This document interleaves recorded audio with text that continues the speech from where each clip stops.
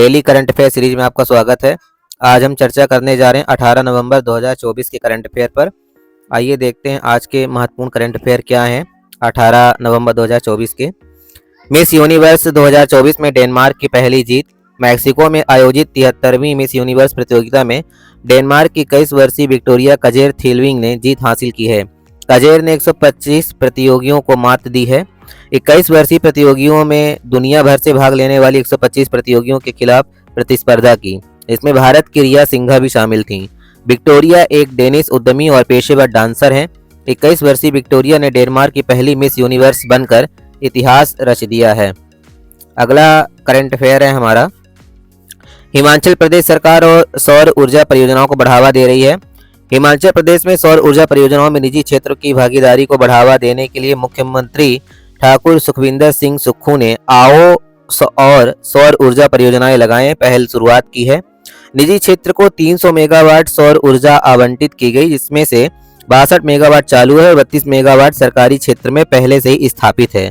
इस पहल का उद्देश्य रोजगार बढ़ाना और आर्थिक विकास को बढ़ावा देना है, जिससे स्थानीय स्तर पर रोजगार और आर्थिक विकास को बल मिल सके। आइए देखते हैं हमारा अगला करंट अफेयर क्या है। उद्योगों की श्वेत श्रेणी सबसे कम प्रदूषणकारी क्षेत्र वर्गीकरण। परिभाषा 2016 में सीपीसीबी द्वारा सबसे कम प्रदूषणकारी के रूप में वर्गीकृत किया गया है। उदाहरण सौर सेल और मॉड्यूल निर्माण, पवन और जल विद्युत इकाइयां, फ्लाई ऐश ईंट, चमड़ा काटना और एयर कूलर को जोड़ना, मरम्मत करना है। मुख्य अपडेट के रूप में अगर हम देखें तो पर्यावरण मंत्रालय ने हाल ही में जल अधिनियम संशोधनों के तहत पर्यावरण मंजूरी की आवश्यकता को हटा दिया, अनुपालन को कम किया और व्यापार करने में आसानी को बढ़ावा दिया है, जिससे उद्योगों को आसानी से स्थापित किया जा सके। अगला करंट अफेयर हमारा, मेघालय स्थित उग्रवादी समूह HNLC पर 5 वर्ष का प्रतिबंध लगा दिया गया है। भारत की संप्रभुता और अखंडता के खिलाफ अपनी गतिविधियों के कारण केंद्रीय गृह मंत्रालय ने Hynniewtrep national liberation council HNLC पर फिर से 5 वर्ष के लिए प्रतिबंध लगा दिया है। अलगाववादी लक्ष्यों और जबरन वसूली के लिए मशहूर HNLC ने इस वर्ष की शुरुआत में केंद्र के साथ शांति वार्ता से स्वयं को अलग कर लिया था। यह प्रतिबंध UAPA अधिनियम के तहत मेघालय सरकार की सिफारिश के बाद लगाया गया है, जो कि एक महत्वपूर्ण प्रतिबंध है। अगला करंट अफेयर हमारा, टीम साउथी टेस्ट क्रिकेट से संन्यास लेंगे। टीम साउथी इंग्लैंड के खिलाफ आगामी घरेलू श्रृंखला के बाद टेस्ट क्रिकेट से संन्यास ले लेंगे, जिनका समापन 14-18 दिसंबर के बीच हैमिल्टन के सेडन पार्क में होगा। न्यूजीलैंड के सभी प्रारूपों में सर्वाधिक विकेट लेने वाले गेंदबाज 770 विकेट साउथी ने 104 मैचों में 385 टेस्ट विकेट लिए हैं और रिचर्ड हेडली के बाद दूसरे स्थान पर हैं। साउथी 300 टेस्ट, 200 वनडे और 100 T20 ODI में विकेट लेने वाले एकमात्र गेंदबाज हैं। तो एक महत्वपूर्ण करियर था उनका। शंघाई, टोक्यो, न्यूयॉर्क, ह्यूस्टन शीर्ष वैश्विक हरित गृह गैस उत्सर्जक हैं। शंघाई के 256 मिलियन मीट्रिक टन हरित गैसों ने सभी शहरों में सर्वाधिक उत्सर्जन किया है। Tokyo 250 million metric ton, New York शहर 160 मिलियन मीट्रिक टन और Houston 150 million metric ton.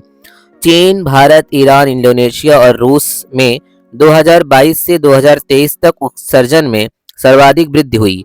Venezuela, Japan, Germany, United kingdom और यूनाइटेड स्टेट में प्रदूषण में सबसे सर्वाधिक कमी आई है।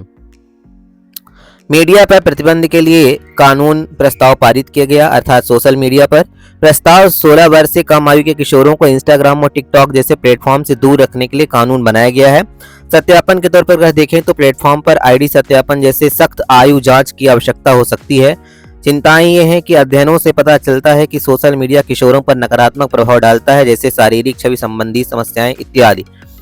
डिजिटल साक्षरता, शिक्षा, गोपनीयता उपायों और अभिभावकों की सहभागिता की मांग करते हुए इस पर बैन लगाने की आवश्यकता जो है वो महसूस की गई है, जिस पर कानूनों को बनाया गया है। चीन के राष्ट्रपति ने पेरू में मेगा पोर्ट का अनावरण किया।